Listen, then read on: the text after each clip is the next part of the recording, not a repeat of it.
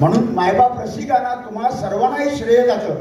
आज सन्मानाची खुर्ची आम्ही वर बसलोय आणि तुम्हाला भजन करतोय, तुम्ही ऐकताय, वावा करता, टाळ्या वाजवता, पण याचं मोल पैशाच्या स्वरूपात आम्ही घेत असतो, पण तुम्ही मात्र कलाकारांना मोठे आशीर्वाद देत असतात. म्हणून एकदा जोरदार टाळ्या तुमच्यासाठी झाल्याच पाहिजे, जोरदार.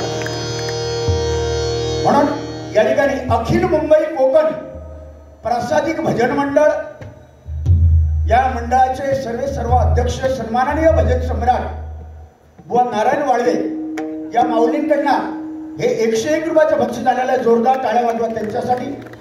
त्या माऊलींना माझ्या उदंड आयुष्य मिळो आणि निरोगी आयुष्य मिळो अशी मी प्रार्थना करतो.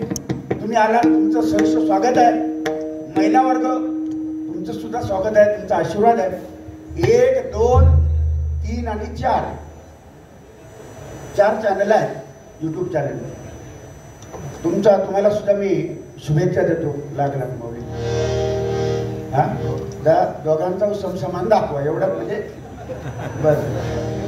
नाही तर दुसऱ्या दिवशी तुम्ही नाही करणार, दुसऱ्या दिवशी असं असता गुंड चव्हाण कोण, विनोद चव्हाण कोण सोलटावल्या म्हणजे दुसरं आहे. म्हणजे मी काय करू गत नाही, घोटखेळी खेळत गेले म्हणजे असं होता नाही बाबा. एवढं तुम्ही नाही करणार, पण काही ठिकाणी होतं असं माझं म्हणणं आहे. दोघांचं काय असेल ते म्हणजे भजन दाखवा. दुसरी गोष्ट, या माऊलीने जो फेटा बांधलेला आहे दोन्ही बुवांना, ते देवगडचे मला वाटतं घाडी कुठे आहेत ते, हा माऊली. या आमच्या कोकणात काय कमी आहो, आम्ही म्हणतो ह्यो फेटो फक्त घाटावरच बांधलं जातं, पण माझ्या कोकणात पण बांधणारे आहे. ह्यालाच म्हणतो कोकण. माऊली धन्यवाद, शुभेच्छा तुम्हाला, लगे राहू. म्हणून भजन पूजन कीर्तन प्रवचन दशावतार शक्तितुरा आणि नमन जाकडी या परंपरा या माझ्या कोकणामध्ये मनापासून श्रद्धायुक्त अंतःकरणाने कोकणी माणूस त्याची सेवा करतो. या परंपरा जपणारा माणूस या जगाच्या पाठीवर एकमेव ठिकाण ते म्हणजे माझं सुंदर कोकण. ही परंपरा जपणारं ठिकाण.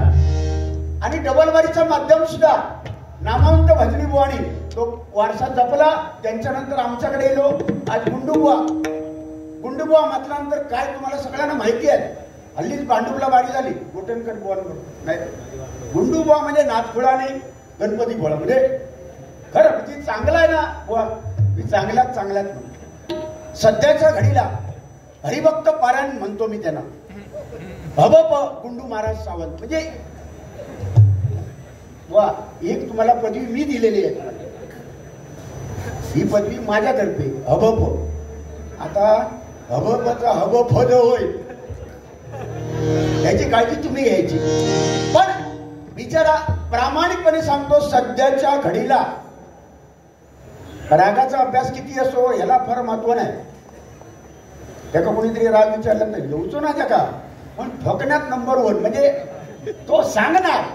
आणि स्वरात गाणारा भजनी बुवा, तो किती अभ्यास कमी असला तरी भजन जे आहे गुंडुबुवा ते स्वरात गाणारे बुवा, अतिशय गोड आवाज. पण हे खैचो राग नाही समजायचो, पण गोड. असे सन्माननीय गुंडू महाराज सावंत यांच्यासाठी एकदा टाळ्या वाजवा. माऊली गुंडुबुवा सुरुवात करतो. म्हणजे भजन अक्षर 3 आहेत. भ म्हणजे भजावा, ज म्हणजे जपावा, न म्हणजे नमावा. भक्ती रसातून जनमानसासमोर केलेलं नमन त्याला म्हणतात भजन. आणि शेवटी आपल्याला तारणार आहे ते नामस्मरण भजनच. कारण जन्मा केलो भजन, म्हातारपणी झोप येत नाही कीर्तन भजन. आणि जेव्हा जाताना सुद्धा जयराम श्रीराम रामनामच आपल्याला शेवटी ते शिल्लक राहणार आहे. आपण शरीराने जाणार आहोत. माणसाची कीर्ती शिल्लक राहते, जशी काशीराम बुवाची तशी. म्हणून या ठिकाणी 14 मात्राचं भजन घेतो.